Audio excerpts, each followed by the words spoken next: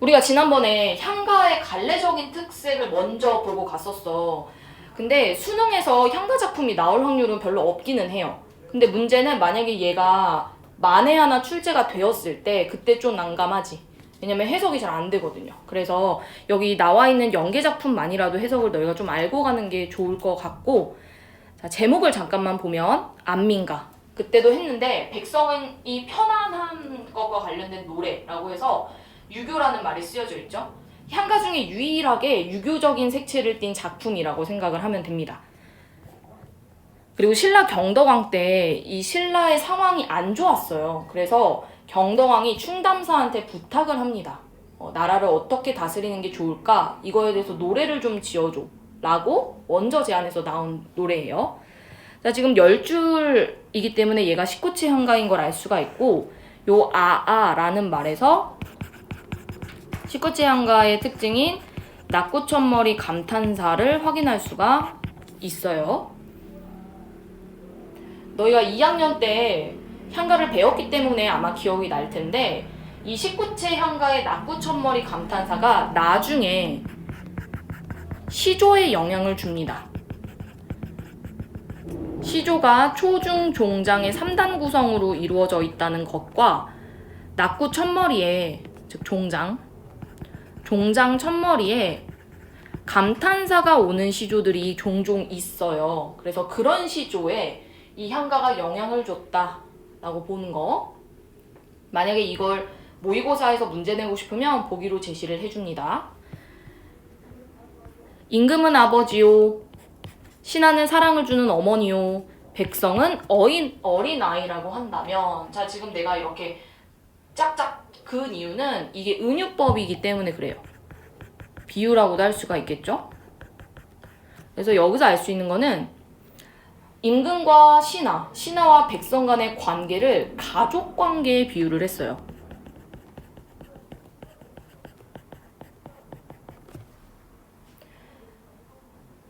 그리고 뭐뭐 한다면 이 나와 있으니까 가정법 확인할 수가 있죠. 가정법. 만약에 임금이 아버지고 신하가 어머니고 백성을 아이라고 우리가 생각을 해본다면 백성이 자기가 사랑을 받는 걸 알 것이다 라고 말합니다. 그러니까 백성 입장에서는 자기가 사랑받는다는 걸 인지를 해야 나라를 사랑할 거야 라는 게 이제 충담사의 생각인 거죠. 그래서 여기서 우리가 조금 어렵게 얘기할 때 유추적 사고 라고 말하기도 합니다. 가족관계를 지금 정치에 비유해서 표현하고 있기 때문에 이런 말이 나온 거고요. 꾸물거리며 살아가는 물생. 물생은 거꾸로 뒤집으면 생물이잖아. 백성이라고 생각하면 돼요. 꾸물거리며 살아가는 백성들. 이들을 먹여서 다스리면 백성들이 이렇게 말을 할 거래. 이 땅을 버리고 내가 어디로 가겠는가. 사실은 여기가 이렇게 인용구어가 있었어야 해요. 근데 이 당시에는 인용 표현이 발달하지 않은 상태라서 이 표시가 없을 뿐이고요. 이 말을 한 화자는 당연히 백성이겠죠. 백성의 말을 인용한 표현이라고 생각을 해주면 돼. 결국에 백성들이 신라 땅을 벗어나지 않게 하려면 일단 먹여라 라는 이야기겠지. 그리고 여기도 가정법이 있어. 뭐뭐 한다면 나왔죠. 그래서 백성들이 야, 이 땅 버리고 내가 갈 곳이 어딨어? 라고 말하면 나라가 유지가 될 거래. 실제로 이 당시에 통일신라 백성들이 먹고 살기가 너무 힘들어서 국경을 넘는 일이 많았대요. 그러니까 그걸 막으려면 먹이라는 거지. 임금답게 신하답게 백성답게 한다면, 즉 각자의 본분에 충실한다면, 그러면 나라가 태평할 것이다. 그래서 여기 있는 태평이 결국에 이 노래에서의 궁극적 지향점이라고 생각해주면 돼. 결국에 나라가 태평하려면 임금은 임금답게, 신하는 신하답게, 백성은 백성답게 해야 한다 라는 이야기입니다.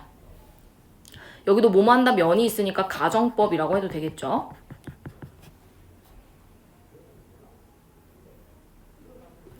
네, 그래서 결과적으로 봤을 때는 백성들에게 사랑을 주고 백성들을 먹여서 다스려라. 그럼 나라가 유지가 된다 라는 이야기고요.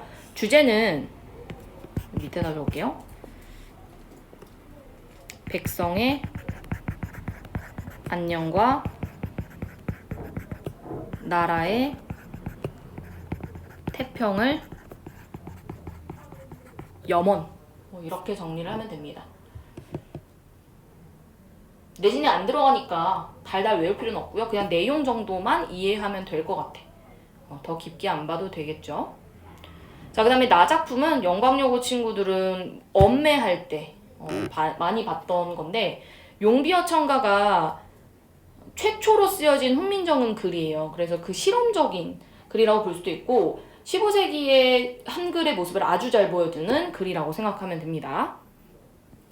그래서 이 작품은 우리나라의 1445년에 집현전에서 일하는 학자들이 지은 작품이고요. 총 125장이나 되는 굉장히 긴 작품이에요. 그런데 용비어 첨가의 125장을 학교에서 다 배우지 않습니다. 다 배우지 않고요. 몇몇 장만 배우게 되는데 그 이유는 그 몇몇 장만 교육적으로 의미가 있기 때문이야. 그럼 당연히 모의고사나 수능에서도 이 몇몇 장만 시험에 나오겠죠. 내용을 좀 볼게요. 부리가 깊은 남간 바람에 아니 밀새 꽃 좋고 여름 하나니. 해석이 없어서 너희가 해석 안 되면 적어. 부리는 뿌리예요. 남간은 나무는, 바람에는 바람에, 밀새는 흔들림으로, 곳은 꽃, 좋고는 좋고. 이 당시 여름은 열매가 많으니. 아마 문법 할 때 한 번쯤 봐가지고 해석이 아예 안 되진 않을 거야.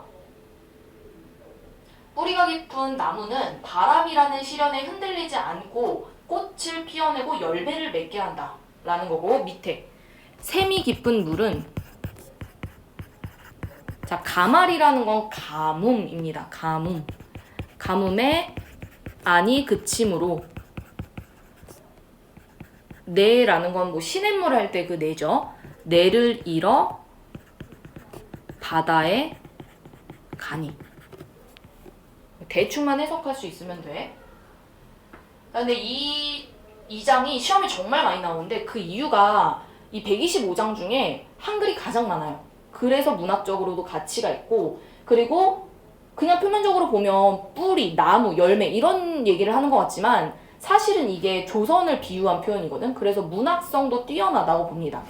여기서 너희가 포인트로 잡아야 되는 건 이 뿌리 깊은 나무, 샘이 깊은 물, 얘네가 각각 뭘 비유하고 있는지만 보면 돼.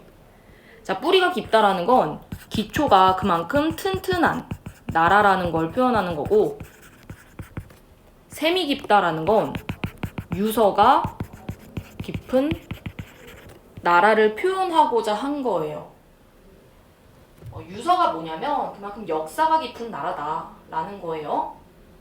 조선은 어쨌든 이성계가 쿠데타를 일으켜서 세운 국가이기 때문에 어떻게든 이런 유서를 들이밀면서 국가가 만들어진 거에 대한 정당성을 강조할 수밖에 없었어. 그런 목적이 있기도 했고. 그리고 여기서 이 나무와 물을 괴롭히는 게 바람과 가말이죠. 시련이라고 보면 되고요. 조금 어렵게 표현하면 내우외환이라고 볼 수도 있어. 내우외환. 안으로도 근심하고 밖에서도 난이 일어나는 거지. 그러니까 조선이 안팎으로 겪는 시련과 고난에도 우리는 흔들리지 않아. 이런 의미이고요. 옆으로 가면은 이 여름과 바다. 결국에 시련을 극복하고 나서 생기는 거. 혹은 가는 곳이기 때문에 이거는 나라의 번영, 발전과 관련이 있는 표현이에요. 그래서 내용 정도만 이해해주면 되고, 여기는 문장 구조가 비슷해서 대구법도 있고 비유도 사용했고, 유사한 속성을 들어서 비유하고 있기 때문에 유추라고 볼 수도 있습니다. 마치 나무에서 열매가 자라는 것처럼 조선도 무궁한 발전이 지속이 될 것이다 라는 표현이고요. 문학성이 높습니다.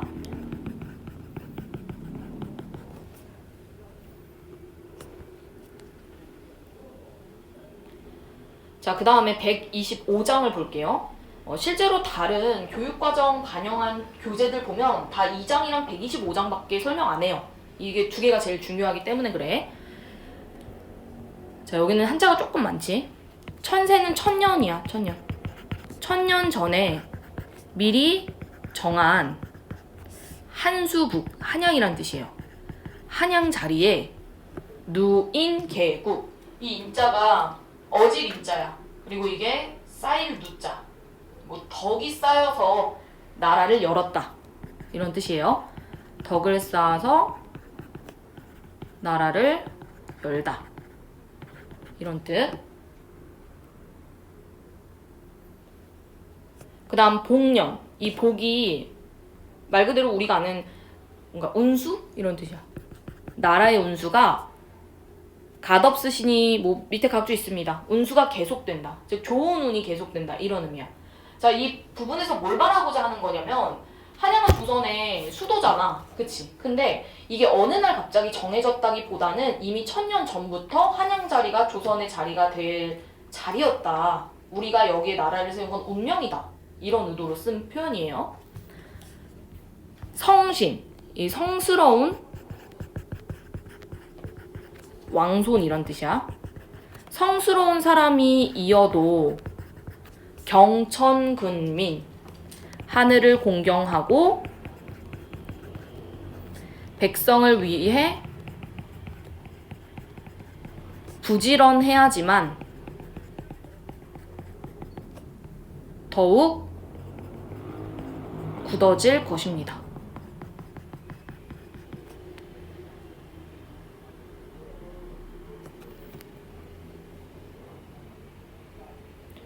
이 125장의 포인트는 얘들아 경천근민이라고 생각하면 돼. 해서 그냥 경, 공경하고 누구를? 천, 하늘을. 근면 성실해야 돼. 누구를 위해? 민, 백성을 위해. 그래서 아무리 좋은 피를 물려받은 왕손이라도 경천근민 하지 않으면 나라가 무너질 거야 라는 얘기고, 임금하, 돈호법이잖아. 말 건네는 방식이죠.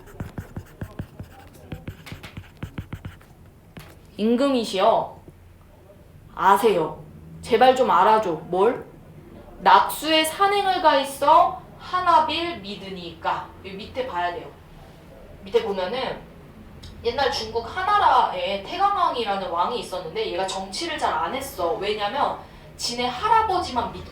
할아버지가 알아서 나라를 잘 보살펴 주겠거니 하면서 나라를 되게 게을리 했대요. 그래서 망해요, 나라가.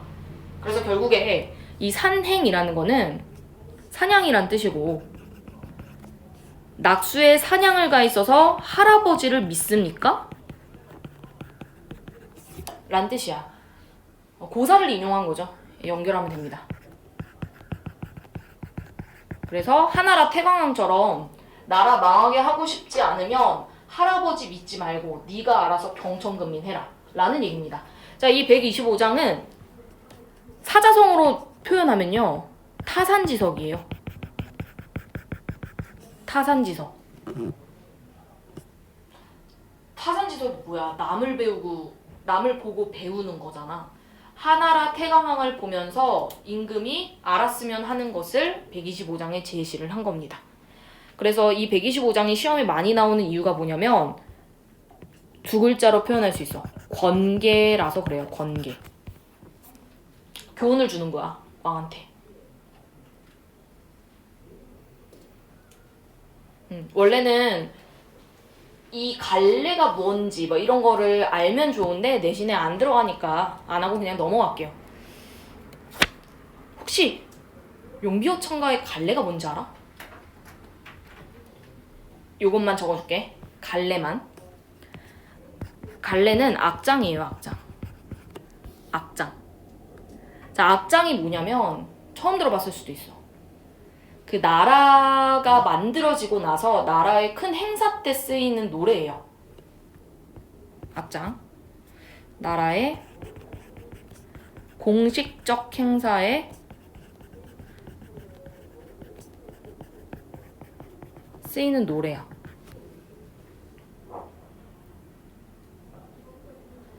근데 우리가 시험에서 악장을 많이 볼 수가 없는 이유가 뭐냐면 이 악장이 교훈성이 목적성이 너무 강해. 보통 그 나라가 만들어진 지 얼마 안 됐을 때 조선 초기에만 반짝 불러지는 노래이기 때문에 별로 사람들에게 감흥을 일으키지 못한 거지. 그리고 이걸 부르는 계층 또한 당연히 궁궐 안에 있는 사람들만 부르는 노래였겠지. 그래서 문학성도 좀 떨어지고 그리고 보편성도 좀 떨어지고, 그래서 그냥 참고로만 악장이 뭔지 알아두면 됩니다. 자, 뒤로 넘길게요. 자, 뒤에 문제도 너희가 그냥 한번 풀어보면 될 것 같고, 자, 마지막 개념학습 문제 지문 좀 볼게. 자, 현대소설인데요. 이거는 알고 있으면 좋아요. 왜냐면 이거는 연기 가능성이 충분히 있어요. 우상의 눈물. 혹시 이 작품 아는 사람 있어?